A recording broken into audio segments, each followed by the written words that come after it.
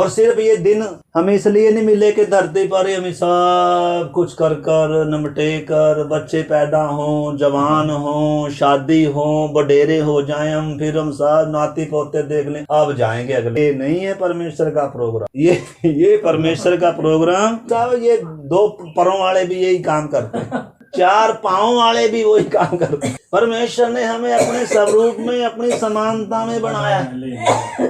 बड़े ऊंचे उद्देश्य से हमें रचा गया है। बड़ी योजना से क्रूस पर आकर कोई हम गुनहगार पापियों के लिए मरा है। उसकी बहुत बड़ी योजना है हमारे जीवन से। इस करके अगर अभी तक दौड़ शुरू ही नहीं किया भाई, तो खत्म कहाँ होगा? खत्म तो तभी होगा ना। लेकिन डरते और कांपते हुए अपने अपने उद्धार के काम को क्या करते जाओ, पूरा करते जाओ। पूरा तो तभी करेंगे, कम से कम नींव तो डले। उद्धार हमारे प्राण और हमारी आत्मा से संबंधित है। उद्धार हमारे अनंत काल से संबंधित है। उद्धार हमारे परमेश्वर से संबंधित है। और रिश्ता जुड़ना है जो पाप के कारण क्या है सुभाष भाई, टूटा हुआ है। जगत में जो भी कुछ है सब मिट जाएगा। ये हमारा बदन भी क्या हो जाएगा भाई जी, मिट्टी है। ये मिट्टी से लिया गया है, ये नहीं है हम, इसके अंदर हैं हम। उसका होना है उद्धार। तो इस करके हमें उन बातों को अच्छे से मेरे प्यारे भाई बहनों क्या करना होगा, समझना होगा। आपने हम सब ने जानना है कि मैं उद्धार से कितना दूर। मैं उस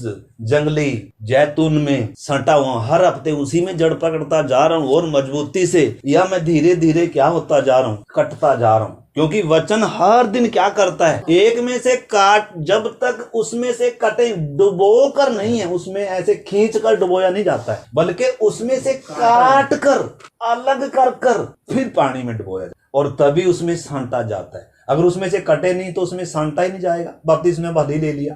अगर हमने किसी ने डाली, किसी पास्टर ने अगर डाली खींच के, क्योंकि भावनाओं में हमने सोचा भी हमारा उद्धार हो गया, मन फिराव हो गया और थोड़ा सा बीमारी ठीक हो गई, सोचा बपतिस्मा भी ले लेते हैं। अमरता तो आई नहीं, परमेश्वर से मेल तो हुआ नहीं, पापों से छुटकारा तो हुआ नहीं। हम सब ने इस चीज को अच्छे से समझना है। हमारे पास दिन बहुत थोड़े हैं, प्रभु का आगमन निकट है। आगमन निकट ना भी हो, हमारे दिन भी तो थोड़े हैं, छाया के समान बीतते जा रहे। कोई पता नहीं, देखो ना ट्रेन में कितने लोग बेचारे जा रहे थे घर से तैयार होकर। उनको पता था कि आज आखिरी दिन है हमारा ना, आज हमें पता है आज हमारा आखिरी दिन है। बताओ, अगर उद्धार नहीं तो कहाँ जाए? परमेश्वर की जो अनंत योजना से उसने मिट्टी को हाथ में लिया था, वो उसकी योजना मेरे जीवन में क्या नहीं हो पाई पूरी, तो फिर मेरा इंसान बनकर इस धरती पर रहना किस काम आया? इंसान होने का कुछ लाभ मिला? कोई लाभ। इसलिए या तो मेरे प्यारे भाई बहनों, हमेशा की वो पीड़ा है और पछताना है, वेदनाएं हैं, दर्द हैं, और या फिर हमेशा का क्या है, अगर मैंने परमेश्वर की इच्छा को पहचान लिया, मैं अपने आप में आ गया, मैंने छुटकारा पा लिया, मेरा परमेश्वर से मेल हो गया और हर दिन मैं अपने उद्धार के काम को पूरा करते हुए जा रहा हूँ, तो मेरे लिए सुनहरा क्या रखा हुआ है। मेरे पाँव इस समय किधर जा रहे, मेरी मंजिल किधर है? आंखें खोल, होश में आना। क्योंकि बहुत बार हम सुनते हैं, लेकिन ये इन बातों को जानने का हमारा कोई क्या ही नहीं होता। आपके पाँव या मेरे पाँव किधर जा रहे हैं? धरती पर सिर्फ हम थोड़े समय के लिए हैं, शरीर मिट जाएगा, हम मिटेंगे नहीं। हमारा एक अनंत काल है। परमेश्वर ने हमें धरती के लिए बनाया। धरती पर सिर्फ तैयारी है, उस जीवन की तैयारी है, उस अनंत काल की तैयारी है। तो सवाल फिर वही है, इस समय मेरे पाँव कौन सी मंजिल की तरफ जा रहे हैं? सुबह सुबह हमने पहचानना अच्छे से, मेरे मंजिल कहाँ है, मेरे पाँव किधर जा रहे हैं? मैं प्रभु की तरफ आने लग गया या अभी मैं प्रभु के विपरीत जा रहा हूँ? प्रभु के नजदीक आकर मैंने उसके साथ क्या करना है? संबंध, मेल करना है, पापों की माफी पानी है, अमरता का जीवन पाना है। तो इस करके हम बार बार उन बातों को जोड़ देते हैं ताकि कोई भी किस में ना रहे, धोखे में ना रहे, क्योंकि आज बहुत सारी दुनिया धोखे में जी रही है। यीशु ने कहा, हर कोई जो मुझे प्रभु प्रभु कहता है स्वर्ग के राज्य में प्रवेश नहीं करेगा।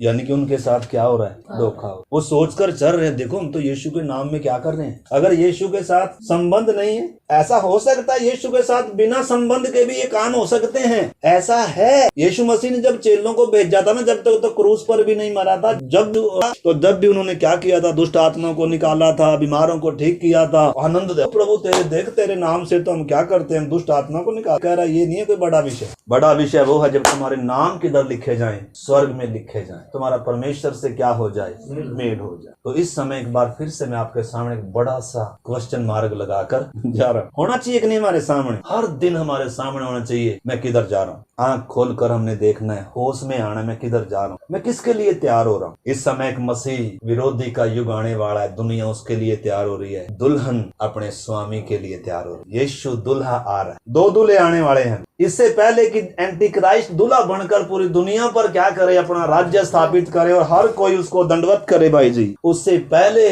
वो दूल्हा आने वाला है। लिखा मेमने का विवाह आ पहुंचा है और उसकी दुल्हन ने अपने आप को क्या कर लिया, तैयार कर लिया। और ये आनंद का विषय है, स्वर्ग युगों से इस दिन के लिए क्या कर रहा है, इंतजार कर रहा है, स्वर्ग इंतजार कर रहा है भाई। पर हमारी तैयारी किधर के लिए, मंगनी मंगनी हुई कि नहीं, अभी बात बूत लगी कि नहीं, लगाएंगे भी नहीं है ना। अरे भाई जब सियाने हो जाते हैं ना, सियाने का मतलब ये इतनी पहचान आ गई ना, तो फिर जल्दी से क्या लगवा दो अब आप बच्चे नहीं रहे। जब आपको पापी होने का एहसास आ गया, जब आपको सच्चे सृजनहार का ज्ञान मिल गया, जब क्रूस का वो प्रेम आपको समझ में आ रहा है, अपनी दशा समझ में आ रही है, तो भाई जी फिर क्या नहीं करनी चाहिए, देर नहीं करनी चाहिए। तो इस करके इन बातों को हमने क्या करना है, समझना है। हम इधर परमेश्वर के पवित्र वचन से, हमें वचन सीखना बहुत जरूरी है, पाया है या नहीं भी पाया, तो ताकि हम परमेश्वर के उस परमेश्वर के स्वभाव को, परमेश्वर के व्यक्तित्व को और हमारे जीवन, तो हम परमेश्वर के वचन से पिछले दिनों जो सीख रहे थे विषय, विवेक के युग में हम आए हुए हैं। तो आज एक सवाल है हमारे साथ, क्या विवेक की हर बात माननी चाहिए? देखो परमेश्वर ने अंदर व्यवस्था लिख कर रखी है। आपको मालूम है, जब तक परमेश्वर ने लिखित व्यवस्था नहीं दिया था, या जब तक मार्ग नहीं आया था, यीशु सत्य जब तक दुनिया पर प्रकट नहीं हुआ था बाहरी तौर, उस समय तक विवेक के युग, पहले निष्कलंकता का युग था, उसमें तो सिर्फ एक ही आज्ञा थी, इसमें से नहीं खाना। और उसके बाद जब वो युग खत्म हो गया और उस समय फिर जब विवेक का युग आरंभ हो रहा है, तो विवेक के युग में सिर्फ कोई आज्ञा नहीं है, कोई व्यवस्था नहीं है। क्यों? क्योंकि परमेश्वर ने अंदर डाल कर रखा हुआ है विवेक। इस विवेक के अनुसार इंसान ने क्या करना है, भले और बुरे की पहचान कर कर। क्योंकि अब तुझे भले का भी मालूम हो गया, अब तुझे बुरे का भी मालूम हो गया, अब मैं कुछ नहीं बताऊंगा, अब चल। और बहुत सारे चले। उस समय तक यीशु नहीं था, लेकिन अब वर्तमान समय में हमारे सामने विवेक ही नहीं है, बल्कि विवेक से बढ़कर क्या भी है, परमेश्वर का वचन भी है। पौलुस एक समय बता रहा है, पौलुस कह रहा है कि मैं शुद्ध विवेक से अपने बाप दादाओं की रीति पर परमेश्वर की क्या करने वाला था, सेवा करने वाला था। मेरा विवेक मुझे क्या नहीं ठहराता था दोषी, लेकिन करता क्या था, कलीसिया को उजाड़ने वाला था, यीशु मसीह को दुख देने वाला था। मतलब उसका विवेक तो उसे दोषी नहीं ठहरा रहा था, लेकिन वास्तव में फिर भी क्या था।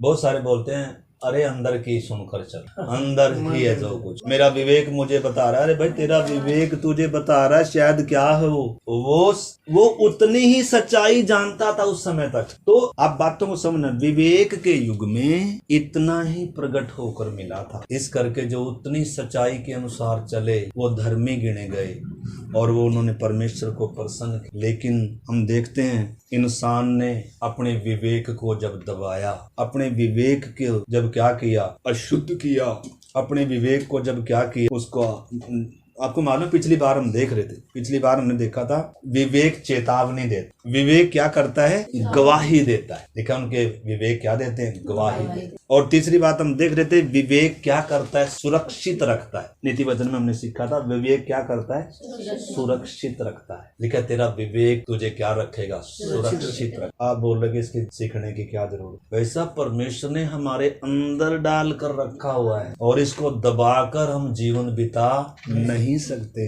परमेश्वर इसके आधार पर क्या करता है, मनुष्यों से व्यवहार करता है, मनुष्यों का न्याय करता है। इस करके हमने देखा था विवेक क्या भी करता है, कायल भी करता है। अगर गलती कर दिया तो विवेक क्या करता है, कायल करता है, कायल करता है। तूने पाप किया है, तूने गलती की है और क्या कर। विवेक के युग में तो क्या करते थे, एक निर्दोष जानवर को लेकर आते थे, अपने पापों को मान कर परमेश्वर से याचना पाप माफी मांगते थे, तो उनके उस आधार पर पाप माफ हो जाते थे। लेकिन अब ऐसा नहीं कर सकते। अब क्या करना समझना है, यीशु मसीह के लहू के द्वारा उस विवेक का दोष क्या हो जाता है, शुद्ध हो जाता है। पापों की क्या मिल जाती है, माफी मिल जाती है। परमेश्वर से क्या हो जाता है, मेल हो जाता है। इसलिए हम पढ़ रहे थे उसमें इब्रानियों में कि वचन के जल के द्वारा देह को शुद्ध कर कर और विवेक के दोष को शुद्ध करने के लिए लहू का छिड़काव लेकर, क्योंकि विवेक हमें क्या कर, जैसे ही विवेक में दाग आया परमेश्वर से इंसान क्या हो जाता है, दूर हो जाता है। क्योंकि परमेश्वर पवित्र है और पापी के साथ परमेश्वर क्या नहीं करता, मेल प्यार करता है। अपना पुत्र दे देगा, पुत्र अपना लहू दे देगा, लेकिन मेल नहीं कर सकता। मेल कब करेगा, पहले इसने अपने पापों को मानना है, होश में आना है। अगर इसको यही होश नहीं, मैं पापी हूं, तो इसका उद्धार नहीं हो सकता। तो सबसे पहले परमेश्वर का कार्य क्या है, पवित्र आत्मा का कार्य क्या है, एक पापी व्यक्ति के ऊपर मंडलाते हुए उसको पापों के प्रति कायल करता है। वो जाग सचमुच में उसको होश आती है, आंखें खुलती है, बुद्धि खुलती है, समझ खुलती है। पवित्र आत्मा उसको कायल करता है, वचन उसको कायल करता है और विवेक उसको कायल करता है। जब वो अपने पापों को मान पड़ता है, चिल्ला उठता है, परमेश्वर मुझ पापी पर क्या कर, तरस दया कर मेरे पापों को। वो पापिनी स्त्री आकर यीशु मसीह के पांव को अपने आंसुओं से क्या कर रही थी, धो रही थी। उसको मालूम है कि मैंने गुनाह किए हैं, मैं सजा की हकदार हूं, मैं माफी के लायक नहीं हूं, लेकिन यीशु मेरे पापों क्या कर सकता है, माफ कर। इसलिए चूम रही है, इसलिए बालों से क्या कर रही है ना, जो रोगी हो, वैद्य की जरूरत उसी को है जिसको अभी तक अपना रोग मालूम नहीं चला, अपना वायरस अंदर कितना खतरनाक है कर जब तक उसको क्या नहीं चला, उसको वैद्य की जरूरत, उद्धार की जरूरत। इसलिए यीशु कह रहा है, मैं धर्मियों के लिए नहीं आया, मैं पापियों के। इसलिए जब ये बात पौलुस को मालूम चली, जो शुद्ध विवेक से सेवा करने वाला था, वो व्यवस्था के अनुसार, विवेक के अनुसार सेवा करने वाला था, लेकिन जब उसको सबसे पहले सचमुच में जब ये बात पता चली, वो ही पौलुस कह रहा है ये बात सच है और हर प्रकार से मानने के योग्य है कि यीशु मसीह पापियों का उद्धार करने जगत में आया, और जिनमें सबसे बड़ा मैं अपने पापों को क्या कर रहे, जो अभी तक शुद्ध विवेक से चलने वाला था, बाप दादाओं की रीति पर यहूदी बोलकर व्यवस्था के अनुसार चलने वाला यीशु को नासरी कह रहा है, अभी तक उसको यीशु का भेद क्या नहीं हुआ था, प्रकट होकर नहीं मिला।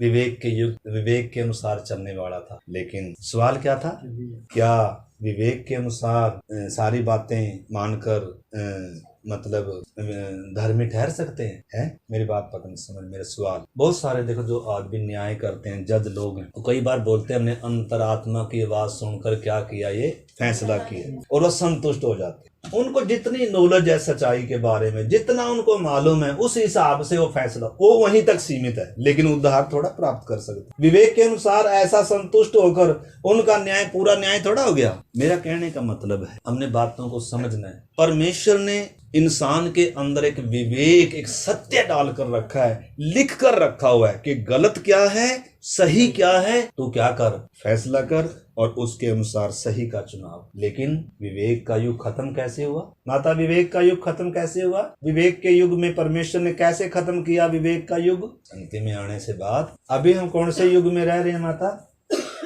अभी कौन सा युग है? द्वापर युग है, त्रेता युग है वो तो अज्ञानता है। कोई बोलते हैं जी लाखों सालों का युग होता है इंसान को बने कितने साल हो गए? लगभग 6000 साल। पहला युग कितने साल का था बताया नहीं गया। निष्कलंकता के युग में डेट मालूम नहीं है। जब तक निष्कलंक रहा तब तक वो युग चला। जैसे ही वो दोषी हो गया, पाप किया, उस समय से ही कौन सा युग आरंभ हो गया? विवेक का युग। और वो कितने साल का था? हमने देखा तकरीबन 1650 साल तक वो समय रहा जब विवेक के अनुसार इंसान चलता था। परमेश्वर ने वो समय रखा था। और जब वो विवेक बिल्कुल ही क्या हो गया, काला हो गया, इंसानों ने विवेक की आवाज को दबाया, परमेश्वर को दुख किया, मन में जो भी कुछ होता है बुरा ही उत्पन्न होता है।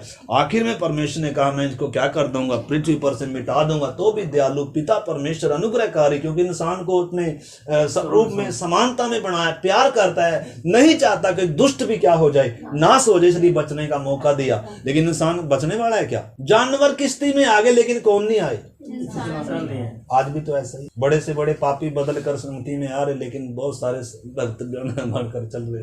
कह रहा हमें कोई जरूरत नहीं। तो मेरा कहने का मतलब है मेरे प्यारे भाई बहनों, वो युग कैसे परमेश्वर ने खत्म किया? जल प्रलय के द्वारा पूरी मानव जाति को क्या कर दिया? खत्म। और उधर से फिर एक अलग युग की शुरुआत हो रही। वो बपतिस्मे से जोड़ा हुआ विषय हमने कई बार पढ़ लिया। पतरस कह रहा है उसी बात को दोहराते हुए, कह रहा है जिन्होंने बीते समय आज्ञा नहीं मानी, परमेश्वर धीरज धर कर ठहरा रहा था जब नूह का जहाज बन रहा था, इसलिए लिखा है अब उसी पानी का दृष्टांत भी बपतिस्मा है जो हमें परमेश्वर के न्याय से क्या करता है। तो बपतिस्मा क्या करता है? परमेश्वर के न्याय से बचाता है। और बपतिस्मा का क्या अर्थ है? नहीं है शरीर का मैल दूर करना नहीं है, लिखा है शुद्ध विवेक से परमेश्वर के वश में हो। अब विवेक भी शुद्ध रखना है, विवेक भी एक्टिव रहना है, क्या गलत है क्या सही है, और उसके साथ साथ परमेश्वर का वचन हमारे पांव का दीपक बनना है। और उसके लिए और भी परमेश्वर ने हमें अपनी आत्मा भी दिया है ताकि हम क्या करें। शुरू में हो सकता है हम बच्चे हो, हमें मालूम नहीं पवित्र आत्मा के अनुसार कैसे चलना है, वचन के अनुसार हमें कैसे चलना है, लेकिन धन्यवाद करते इस महान परमेश्वर का, उसने हमें सिखाने वाले भी दिए हैं, अपने दास दिए जो हमें क्या करते हैं परमेश्वर के वचन को। लेकिन इतना तो आपने समझना पड़ेगा, लापरवाही से जीकर हम परमेश्वर के पास जा नहीं सकते। अपनी इच्छा से इधर जीवन बिता के सुभाष भाई किधर नहीं जा सकते। अपनी इच्छा से जीवन बिता के तो एक ही जगह जा सकते जहाँ दुनिया जा रही। आज सुबह के समय आप किधर जाना चाहते? स्वर्ग और नरक ही नहीं सामने रखे, आप परमेश्वर को, उसके अपने रचे जाने को, मतलब उन बातों को समझे सचमुच में। पौलुस ये नहीं कह रहा कि हम नरक के डर के मारे देखो किधर नहीं जा रहे, अपनी इच्छा के लिए नहीं जा रहे, हमें स्वर्ग में जाना है इसलिए किसकी इच्छा में चल रहे हैं। लिखा है परमेश्वर का प्रेम हमें क्या करता है? विवश करता है कि अब अपने लिए, अब पाप के लिए, अब संसार के लिए, अब मनुष्यों को प्रसन्न करने के लिए कब तक जिएंगे मेरे? अपने कर्ता को कब खुश करेंगे? जिसने जीवन दिया, जिसने श्वास दिया, जिसने आपको रूप दिया, जिसने मिट्टी को हाथ में लिया, अरे उस सृजनहार को हम कब प्रसन्न करें? बताओ। एक जन्म और लेकर आएंगे, बोले यीशु मसीह के मेरी तरफ। तो इस करके मेरे प्यारे भाई बहनों, हमने समझना होगा उद्धार की उस बहुमूल्य आशीष को हमें समझना होगा। तो हम उसमें देख रहे थे विवेक दोषी भी ठहराता है और विवेक क्या भी देता है? हियाब भी देता है। हियाब कब देता है? जब यीशु के लहू के द्वारा हम क्या हो जाते हैं? शुद्ध हो जाते हैं। फिर परमेश्वर के पास जाने का जो भस्म करने वाली आग है, मतलब उसके सामने फिर डर नहीं लगता, फिर एक बच्चे के समान जा रहे, जैसे बच्चा अपने पिता के पास जा रहा है, ऐसे ही आप से जा रहे। यीशु के लहू ने क्या कर दिया? एक रिश्ता जोड़ दी, पापों को धो दिया और परमेश्वर की संतान होने का हक दे दिया, अब्बा कर कर पुकारने का क्या दे दिया? सौभाग्य दे दिया। पहले शत्रुता थी, पहले बैर था, इस बैर को यीशु ने क्रूस पर क्या किया है? खत्म किया है। इस करके प्रार्थनाओं के साथ हम सब ने क्या करना है? इस बड़े खजाने को, इस बड़े भेद को क्या करना है?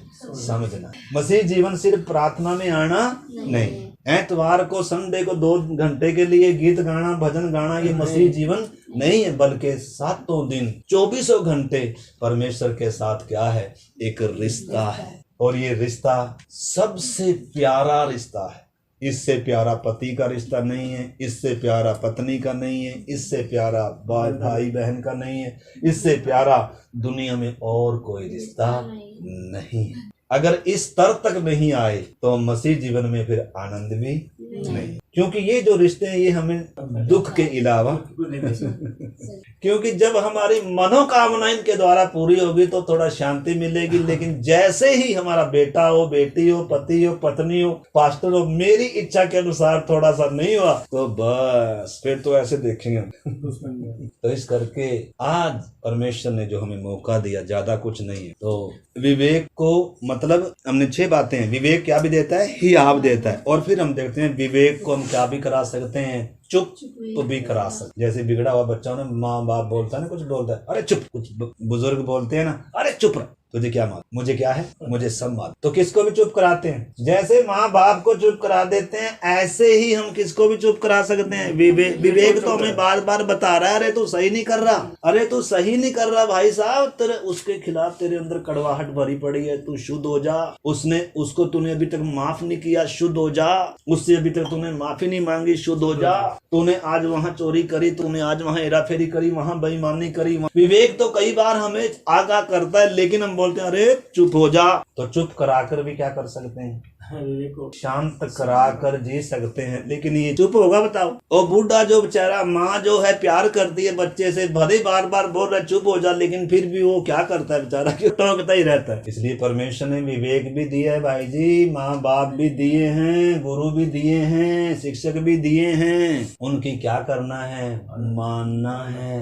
नीति वचन में 3 अध्याय, थोड़ा हाथ निकालो, 3 वचन, नीति वचन 3 अध्याय, नीति वचन 3 अध्याय, 5 अध्याय, सॉरी माफ करना, 5 अध्याय का और 11 वचन से हम पढ़ेंगे। हाँ। और तू अपने अंतिम समय में जबकि तेरा शरीर क्षीण हो जाए तब यह कहकर हाय मारने लगे, मैंने शिक्षा से कैसा बैर किया। हाँ, वचन बता रहा है, और तू अपने अंतिम समय में जबकि तेरा शरीर भी क्या हो जाएगा, बूढ़ा हो जाएगा, और तब हो सारी जवानी की बातें भी याद आएंगी। अरे मैंने मेरी माँ को, मेरे बाप को, मेरे भैया को, मेरी पत्नी को, मेरे पति को, मेरे बच्चों को कितना दुख दिया रे।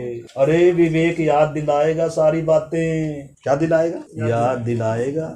जन्म से लेकर क्या क्या किया है हमारे अंदर रिकॉर्ड हो रहा है। न्याय के दिन भी वो यादगारी मेमोरी कार्ड जो चिप अंदर डाल कर रखी है वो सब खोल देगा परमेश्वर। रिकॉर्ड भी हो रहा है, जैसे जगह जगह भी क्या लग रहे हैं, कैमरे लगे हुए हैं ना, सीसीटीवी, ऐसे ही परमेश्वर के सीसीटीवी लगे हुए हैं। हमारी हर हरकत किसमें कैद हो रही है, कैमरे में कैद हो रही है, वीडियो बनाई जा रही है। उस जगह में क्यों खड़ा था वो भी परमेश्वर को मालूम है, उधर में क्यों गया था वो भी परमेश्वर को मालूम है, मेरे मन में क्या चल रहा है वो भी परमेश्वर को मालूम है, कल मेरे जीवन में क्या बात आएगी, मेरा लेटने का मकसद क्या है, मेरा बैठने का मकसद क्या है। परमेश्वर सब, दाऊद को जब ये बात मालूम चली ना, कह रहे हे परमेश्वर मैं तुझसे भागकर कहाँ जाऊं, चाहे मैं समुंदर के पार भी चला जाऊं तो वहां भी क्या करेगा, तू मुझे अपने हाथ से देखो, परमेश्वर से भाग नहीं सकते, इंसान से भाग सकते हैं, इंसान से छिप सकते हैं, इंसान के सामने धर्मी बन सकते हैं, इंसान के सामने हम ड्रामा कर सकते हैं, उसको हम धर्मी दिखा सकते हैं, लेकिन परमेश्वर के सामने हमारा सचमुच में खुली किताब है हमारा जीवन, उसके सामने कुछ भी छिपा हुआ नहीं। इसलिए यीशु ने कहा कोई ढका नहीं है जो छिपा, कुछ भी छिपा नहीं है जो खोला ना जाएगा। इस करके मेरे प्यारे भाई बहनों, जो हम बोलते हैं, जो हम करते हैं, सब एक दिन क्या होने जा रहा है, प्रकट होने जा रहा है। और बुढ़ापे में भी कुछ बातें, मरते मरते भी बहुत सारे बेचारे पश्चाताप ही करते रहते हैं, ओ प्रभु मैंने क्या किया। तो इधर लिखा है जब तेरा शरीर बूढ़ा हो जाए तब यह कहकर हाय मारने लगे, ओहो मैंने शिक्षा से कैसा क्या किया, बैर किया। आपको मालूम है हम कितनी बार पछताते हैं, हमें गिर गिर कर अकल आती है, ठोकरें खा खा कर अकल आती है, और तब हमें मालूम चलता है अरे उस समय में ऐसा कर लेता। आता है कि नहीं, कोई गलत रिश्ता जोड़ लिया, हो तेरा भला, अगर रुक जाता, प्रार्थना कर लेता, बैठ कर सोच लेता, कितना अच्छा। गलत रिश्ता जुड़ गया, गलत नौकरी कर ली, गलत कहीं कदम उठा लिए, गलत कुछ कर लिया, तो बाद में पश्चाताप आता है, हो आता कि नहीं, फिर रह जाता है काश मैं ये काम कर लिया, अब इसका क्या भी मिलेगा, जो बोएंगे हमें काटना। इस करके आगे लिखा है, मैं ये पढ़ रहा हूँ, लिखा है मैंने कैसे शिक्षा से मैंने कैसे बैर किया और डांटने वाले का कैसे तिरस्कार किया, मैंने अपने गुरुओं की बात न मानी और अपने सिखाने वाले की ओर ध्यान न लगाया। मैं सभा में सभा और मंडली के बीच में प्राय सब प्रकार की बुराई में तो भाई विवेक भी क्या है, गुरु है, विवेक भी क्या है, शिक्षक है, विवेक भी क्या है, बताने वाला है, सही क्या है गलत क्या है। इस करके मेरे प्यारे भाई बहनों, विवेक की आवाज को ना दबाएं, विवेक शुद्ध रखें, वचन कहता है। विवेक को क्या रखें, निष्कलंक रखें। विवेक क्या रखें, एक बहुत बुरा वचन इसमें लिखा हुआ है, वो वचन मेरे याद आ रहा है, पता नहीं आपको कैसा लगेगा। नीति वचन 11, माफ करना अगर किसी को गलत लगे, तो मेरी ये भावना नहीं है, लेकिन वो विषय आ गया ना। 11 का 22 पढ़े। जो सुंदर स्त्री विवेक नहीं रखती वह थूथुन में सोने की नथ पहने हुए सुअर के समान। जो स्त्री क्या नहीं रख, विवेक रखना इतना जरूरी है। विवेक होना, विवेक आपको बताएगा सही क्या है गलत क्या है। जो स्त्री क्या नहीं रखती है, विवेक। सुंदर तो अच्छी तो है, लेकिन क्या नहीं। अगर विवेक इंसान के अंदर ना हो तो इंसान कैसा होगा बताओ? किसके अंदर नहीं है विवेक? जानवर के अंदर नहीं है भाई। जानवर जो मर्जी करता रहे, उसको थोड़ा बुरा, अरे ये लैट्रिन खाली मैंने, ऐसा लगेगा उसको? ना, विवेक नहीं। उसके लिए तो ब्रेकफास्ट है। क्या ब्रेकफास्ट है बहन? तो अगर विवेक नहीं है तो विवेक होना चाहिए कि नहीं? और वो भी शुद्ध होना चाहिए कि नहीं? और वो भी एक्टिव होना चाहिए कि नहीं? एक वचन और पढ़ें, पहला सैमुएल एक वचन में निकाल, पहला सैमुएल 25 अध्याय और उसका पढ़ेंगे 32-33 वचन पढ़ेंगे। दाऊद ने अबीगैल से कहा, इस्राएल का परमेश्वर यहोवा धन्य है, हाँ, जिसने आज के दिन मुझसे भेंट करने के लिए तुझे भेजा है। हाँ, और तेरा विवेक धन्य है, तेरा विवेक धन्य है, और तू आप भी धन्य है, और तू आप भी धन्य है कि तूने मुझे आज के दिन खून करने और अपना बदला आप लेने से रोक लिया। अब ये घटना पता नहीं आपने पढ़ी है कि नहीं? ये घटना कौन सी है वास्तव में? आपको मालूम है दाऊद जब क्या कर रहा था? जंगलों में छिपा हुआ फिर रहा था। दाऊद क्या कर रहा था? छिप रहा था। और उधर जब वो छिप रहे थे जंगल में, उधर एक कौन रहता था? एक, ये क्या नाम था भला इसका? ये जो अबीगैल का जो पति था, नाबाल नाम का एक व्यक्ति रहता था उधर उस इलाके में। उसका एक नगर था, वो बहुत धनी व्यक्ति था, भेड़ बकरियां बहुत आयत से उसके पास था। और उधर दाऊद और उसके जब साथी उधर रहते थे, छिप रहे थे, साउल से छिपते हुए फिर रहे, उससे सॉरी नाता उससे, उसके लड़के अबशालोम से, और साउल से भी ऐसे छिपते फिरे कई साल। तो उस समय आपको मालूम है ये इजराइल का राजा है दाऊद, और उधर जब रह रहे हैं और जितने दिन तक उधर रहे ना, उनकी भेड़ बकरियों की क्या करें? देखभाल। मतलब इनके होते हुए उसकी भेड़ बकरियों को किसी ने चुराया नहीं, किसी ने लूटा नहीं, और कोई मतलब नुकसान नहीं हुआ इस धनी व्यक्ति का। तो एकदम दाऊद ने क्या किया? अपने जनों को भेज दिया उसके घर में कि ऐसा, उनको पता चला कि आज जो नबाल है ना, अपनी भेड़ बकरियों का क्या कतर रहा है, ऊन कतर रहा है। धनी व्यक्ति है ना, उसको कोई घाटा नहीं है, उसके पास सब कुछ है, और हमने उसके ऊपर क्या भी किए हैं? उपकार किए हैं। हम उसके साथ रहे, हमने कभी उससे कुछ मांगा नहीं है, हमने कभी भी अपनी जरूरत उसे बताई नहीं। इजराइल का राजा है, वो इजराइल की प्रजा में आता है। हाँ। और हर प्रजा ने क्या होना है? इजराइल के राजा के क्या होना है? तो उसने उस व्यक्ति के पास अपने दूतों को भेजा कि हमें कुछ जरूरत है और थोड़ा सा क्या करे, हमारी मदद करे। और वो इतना क्या था? दुष्ट था। किसका पति? इस स्त्री का पति, जिसको दाऊद क्या कह रहा है? तेरा विवेक क्या? ये एक ऐसे मूढ़ व्यक्ति की पत्नी थी जो बहुत धनी था, उसने क्या नहीं किया उनकी। वो थोड़ा सा मैं बात को बताकर फिर मैं प्रार्थना 25 का आप जब आप इसका 2 से पढ़ोगे ना, आपको मालूम चलेगा। लेकिन पुरुष माओन में एक पुरुष रहता था जिसका व्यापार करमेल में था, और वह पुरुष बहुत ही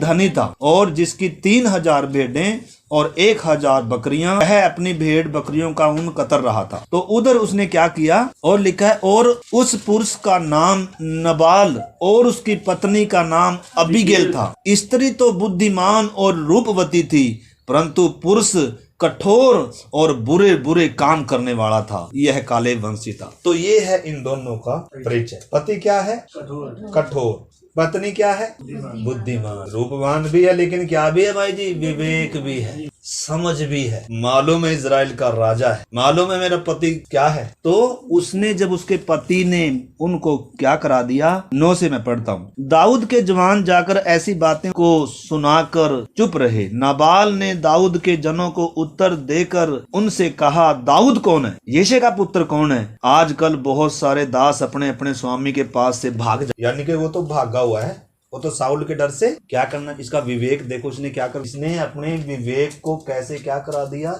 चुप करा दिया, अशुद्ध कर दिया। और कैसी दुष्टता का काम। इसका विवेक इसको ये अनुमति, व्यवस्था इनको ये अनुमति नहीं देती। राजा है, यीशु ने भी कहा जो कैसर का है वो कैसर को, राजा का सम्मान होना चाहिए, परमेश्वर ने ठहराया है। लेकिन ये अपने विवेक को दबाकर क्या कर रहा था? जी रहा था। लेकिन इसकी पत्नी का रोल कितना बड़ा है हम देखते हैं। हमने जो वचन पढ़ा था, जो स्त्री क्या नहीं रखती, विवेक ने। परमेश्वर की नजरों में मतलब उस व्यक्ति की कीमत नहीं है जो क्या नहीं रखता। विवेक की सुनना बहुत जरूरी। विवेक परमेश्वर ने हमारे अंदर डालकर रखा है। अगर विवेक ना होता तो हम जानवर होते। जानवरों के अंदर आत्मा नहीं है। तो इधर हम देखते हैं, आप पढ़ सकते हैं बाद में, मैं उसमें नहीं जा रहा, उस समय भी हमारा वो उसने बेइज्जती कर रहा है उनके जनों के सामने दाऊद की।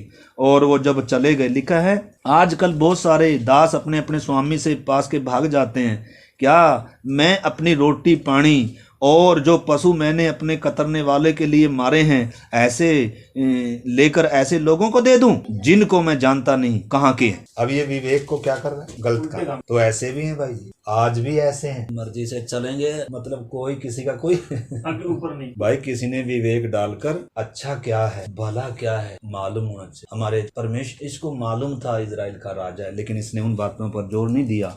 और आगे आप बाद में इसका पूरा आप पढ़ सकते हैं। और इसने उसको क्या कर दिया, भेज दिया। दाऊद तो क्या हो गया, गुस्से में लाल हो, कह रहा हमने तो इसका इतना फायदा किया और ये व्यक्ति ऐसा दुष्ट निकला। और उसी समय दाऊद कह रहा है अपने जनों को, आज उसका देखो कहा क्या कहा उसने 12 से, तब दाऊद के जवानों ने लौटकर अपना मार्ग लिया और लौटकर उसको ये सब बातें जो की त्यों सुना दी।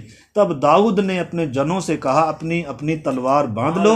और तब उन्होंने अपनी अपनी तलवार बांध ली और दाऊद ने भी अपनी तलवार बांध ली। और कोई 400 पुरुष दाऊद के पीछे पीछे चले और 200 समान के। परंतु एक सेवक ने नाबाल की पत्नी अबीगैल को बताया, दाऊद ने जंगल में हमारे स्वामी को आशीर्वाद देने के लिए दूत भेजे थे। क्या कह रहा है, हमारे स्वामी को आशीर्वाद देने के लिए भेजे थे, वास्तव में दूत देने के लिए नहीं, आशीष थी उसमें तेरी। और जब उसको बताया ना दूत भेजे थे और उसने उन्हें ललकार दिया, परंतु वे मनुष्य हमसे बहुत अच्छा व्यवहार रखते थे और जब तक हम मैदान में रहते हुए उनके पास आया जाया करते थे तब तक न तो हमारी कुछ हानि हुई और न हमारा कुछ खोया। और जब तक हम उनके साथ भेड़ बकरियां चराते रहे तब तक वे रात दिन हमारी आड़ बने रहे। इसलिए सोच विचार कर कि क्या करना चाहिए, क्योंकि उन्होंने हमारे स्वामी की और उसके समस्त घराने की हानि करना ठान लिया होगा। वह तो ऐसा दुष्ट है कि उससे कोई बोल भी नहीं सकता। ऐसा था ये व्यक्ति। अब इधर रोल आता है इस स्त्री का। इधर हमारा तो क्या है जी, अरे पति हो गया कि आपका परमेश्वर हो गया भाई जी। इसका रोल देखते हैं हम। इसने ने उसकी परवाह करी, क्या कहेगा क्या नहीं कहेगा। इसने तो क्या किया देखो, लिखा तब अबीगैल ने फुर्ती से 200 रोटी और 100 कुप्पी दाख मधु और 5 भेड़ों का मांस और 5 सा भुना हुआ अनाज और 100 गुच्छे हुए किशमिश और अंजीरों की 200 टोकरियां लेकर गधों पर लदवाई। और उसने अपने जवानों से कहा, तुम मेरे आगे आगे चलो, मैं तुम्हारे पीछे पीछे आती हूँ। परंतु उसने अपने पति नबाल से कुछ न कहा। वह गधे पर चढ़ी हुई पहाड़ की आड़ में उतरी जाती थी। दाऊद अपने जनों समेत वहां से सामने से उतरा आता था और वह उसको मिली। दाऊद ने तो सोचा था, मैंने जो जंगल में उसके साथ माल की ऐसी रक्षा की उसका कुछ भी न खोया। निस्संदेह व्यर्थ हुआ, क्योंकि उसने भलाई के बदले मुझसे बुराई की है। यदि सवेरे उजियाला होने तक उस जन का समस्त लोगों में से एक लड़के को भी मैं जीवित छोड़ दूं तो परमेश्वर मेरे सब शत्रुओं से ऐसा ही मनुष्य से भी अधिक करे। दाऊद को देखकर अबीगैल फुर्ती करके गधे पर से उतर पड़ी और दाऊद के सम्मुख मुंह के बल गिरकर दंडवत किया। और फिर वह उसके पांवों पर गिरकर कहने लगी, हे मेरे प्रभु, मेरे यह अपराध मेरे सिर पर हो। तेरी दासी तुझसे कुछ कहना चाहती है। यदि और तू अपनी दासी की बातों को सुन ले, मेरा प्रभु उस दुष्ट नबाल पर चित्त न लगाए, क्योंकि जैसा उसका नाम है वैसे ही वह आप भी है। उसका नाम तो नबाल है और सचमुच उसमें मूढ़ता पाई जाती है। परंतु मैं तेरी दासी ने अपने प्रभु के जवानों को जिन्हें तूने भेजा था न देखा था। और अब मेरे प्रभु, यहोवा के जीवन की शपथ और तेरे जीवन की शपथ कि यहोवा ने जो तुझे खून से और अपने हाथ के द्वारा अपना बदला लेने से रोक रखा है, इसलिए अब तेरे शत्रु और मेरे प्रभु की हानि की चाहने वाले नबाल ही के समान ठहरे। और अब यह भेंट जो तेरी दासी अपने प्रभु के पास लाई है उन जवानों को दी जाए जो मेरे प्रभु के साथ चलते हैं। अपनी दासी की अपराध क्षमा कर, क्योंकि यहोवा निश्चय मेरे प्रभु का घर बसाएगा और स्थिर करेगा, इसलिए कि मेरा प्रभु यहोवा की ओर से लड़ता है। इधर इस स्त्री का कितना बड़ा रोल है। और आपको मालूम है आखिर में इस दुष्ट को परमेश्वर ने क्या किया।